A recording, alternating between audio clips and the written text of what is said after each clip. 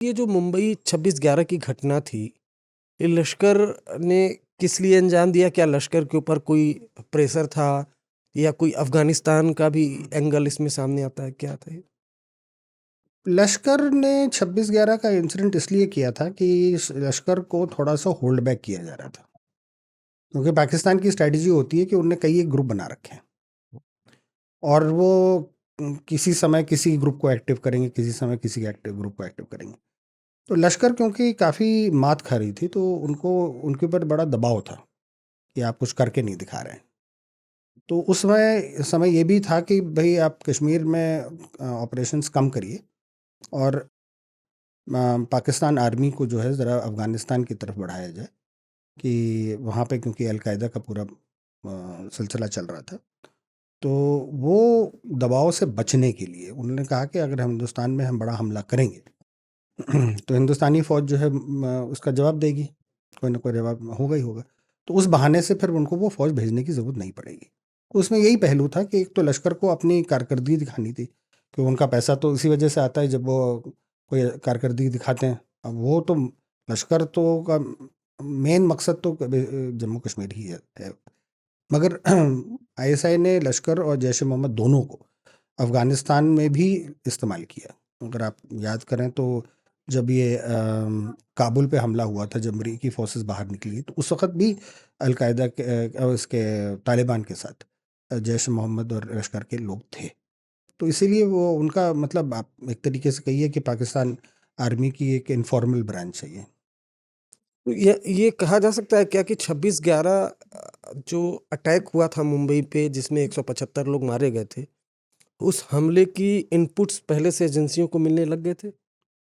एक भनक तो लगी गई थी कि कुछ ना कुछ होने वाला है। अब एग्ज़ैक्ट इनपुट जो है वो तो आपके पास होते हुए भी वो मुश्किल हो जाता है, क्योंकि आपको ये नहीं पता चलता है ना कि अटैक आएगा और कहाँ आएगा और किस तरह से आएगा। तो ये एक प्रॉब्लम हमेशा रहेगी दहशतगर्दी के साथ। लोग जो कहते हैं कि इंटेलिजेंस फेलियर है, ये फेलियर है, वो फेलियर होता नहीं है, बट ये कि हालात ही इस तरह के हो जाते हैं कि आपको तो मतलब ये भी अगर मान लीजिए हम ये बताएं कि इस बिल्डिंग पर अटैक होने वाला है, तो आप क्या करेंगे? मतलब आपको अल्टीमेटली ये नहीं पता होगा ना कि वो अटैक किस तरह से आएगा, कब आएगा, किस वक़्त आएगा। तो उसमें फिर जो पहला वार होता है वो हमेशा उनका ही होता है। तो उसमें जो भी नुकसान हो जाए, उसके बाद तो फिर आप उसको काबू कर ही लेते हैं। आप जम्मू कश्मीर में सालों तक रहे, बड़े-बड़े ऑपरेशंस आपने देखे। ये जो 10 आतंकी आए थे, इसमें कसाब थे, सब यंग एज के थे। ये लश्कर या बाकी टेररिस्ट ऐसा क्या उनको कैसे ऐसे तैयार कर लेते हैं कि वो आए और अंधाधुंध गोलियाँ चलाना शुरू कर दिया? किस तरह से मोटिवेट किया गया उनको? कैसे करते हैं मोटिवेट जो टेररिस्ट आते हैं उनको? क्या कहा जाता है उनको?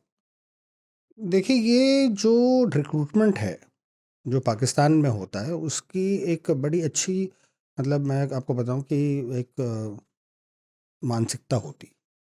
अमूमन ये लोग जो हैं वो होते हैं जो परिवार में मतलब जहाँ पे 5-6 बच्चे हों, और वो जो बाद के बच्चे होते हैं। तो होता क्या है कि परिवार में जो बड़े बच्चे होते हैं वो उनको मतलब अपने माँ-बाप का ज़्यादा फ़ायदा मिलता है, क्योंकि वो बड़े होते हैं, बाप भी उस वक़्त जवान होता है। तो अगर वो किसी कारोबार में होते हैं तो वो बड़े बेटे जो कारोबार पकड़ लेते हैं, या उनको अच्छी एजुकेशन मिल जाती है, शिक्षा मिल जाती है, तो वो कहीं अच्छे काम पे लग जाते हैं। तो धीरे-धीरे करता क्या होता है कि जब वो 5वें छठे बच्चे पर बारी आती है, तब तो बाप भी बूढ़ा हो जाता है। बड़े भाई लोग जो हैं वो उनका बिज़नेस भी पकड़ लेते हैं या कोई अच्छी जगह निकल जाते हैं। तो घर के अंदर रिसोर्स जो है वो कम रह जाता है। जब रिसोर्स कम रह जाता है तो इन बच्चों के ऊपर उतनी नज़र नहीं होती। तो एक तरीके से उनके अंदर एक वो कॉन्फिडेंस जो है कम होता है। उसके साथ-साथ क्या होता है कि जो ये मिलिटेंट ऑर्गनाइज़ेशंस हैं या टेररिस्ट ऑर्गनाइज़ेशंस हैं, लश्कर है या जैश है, वो क्या करते हैं कि जैसे कोई आतंकवादी कश्मीर में मारा गया या कहीं और मारा गया, तो उसका जो ये लोग वहाँ पे एक तरीके से उसकी जो शहादत मनाते हैं, वो बड़े धूमधाम से मनाते हैं। अच्छा। तो बड़ा उसमें लगता है कि पता नहीं क्या ये हो गया है, ये इतनी बड़ी हमें वो मतलब शोहरत मिल रही है, हमें इतने लोग मानते हैं, फिर उनके घर में लोग आएँगे, फिर उनको बहुत सारा मतलब लोग आके गिफ्ट्स देंगे। तो इस तरह से क्या हो जाता है कि वह जो बच्चा जिसके पास कुछ है नहीं, फ्यूचर नहीं है दिखने के लिए, उसको ये लगता है कि चलो इसी रास्ते अगर हम शहीद हो गए तो अच्छा नाम होगा, और अगर वापस आ गए तो हम तो बहुत बड़े मुजाहिद होंगे, गाजी जिसे कहते हैं। हम्म, तो इस वजह वो एक उनकी साइकोलॉजी वो पैदा करते हैं। इसीलिए आप देखिए कि लोग जो फिदाइन करने के लिए तैयार, ये भी फिदाइन थे। हम्म, तो इसी सोच से, इसी भावना से ये लोग तैयार हो जाते हैं। तो जो मतलब उसके साथ साथ आप उसके ऊपर एक धर्म का एक चोगा पहना देते हैं, मजहबी चोगा पहना देते हैं कि साहब आप अल्लाह की राह पे ये काम कर रहे हैं, आपको जाके आगे जन्नत मिलेगी। तो आदमी को लगता है, जिसको लगता है कि इस दुनिया में इस समय हमारे पास कोई कुछ है नहीं, आगे जाके हो सकता है कि मेरा जो भविष्य है वो अच्छा हो जाए। ये जो अजमल आमिर कसाब पकड़ा गया था, जो आपने भी गाजी का जिक्र किया, उसने भी पूछताछ में बताया कि उसको ट्रेनिंग दी गई थी और जब यहाँ आया तो बोला कि अगर तुम मार के मर गए तो शहीद हो जाओगे और वापस आ गए तो ये गाजी क्या फैक्टर, इसके बारे में जरा हमारे दर्शकों को एक्सप्लेन करें। गाजी असल में वो मतलब कॉन्सेप्ट है इस्लाम का, जहाँ पे जो कहते हैं कि जो जीत के आए उसको गाजी कहते हैं। तो आप अगर कोई किसी जंग पे गए हैं तो वहाँ से जीत के आए तो आपको गाजी कहा जाता है। तो ये निर्दोषों के ऊपर जो बिना हथियार के हैं उन पे हमला कर देना, उनसे जंग, मतलब एक सामने एक तरफ लोग ट्रेवल कर रहे हैं, कॉफ़ी पी रहे हैं, बिना हथियार के हैं, उन पर अंधाधुंध फायरिंग करना, उनको मार देना, ये जंग में जीत वो लोग मानते हैं।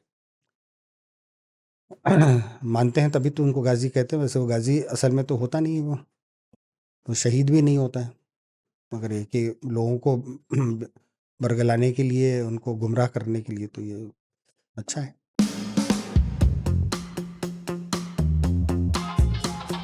फूलन ने जो बेहमई कांड किया है उसमें सिर्फ ठाकुरों की हत्या नहीं हुई है, बिल्कुल उसमें मरने वाले जो है वो अदर कास्ट के लोग भी हैं। मेरा चैलेंज है, चैलेंज, अगर कोई चैनल ये साबित कर दे कि इनमें से कोई व्यक्ति डाकू था या फूलन देवी से उनका कोई लेना देना था या उन्होंने कोई रेप किया था, तो भी मैं अपनी बात पे कायम हूँ ठीक है। और इनाम देने के लिए भी कायम हूँ।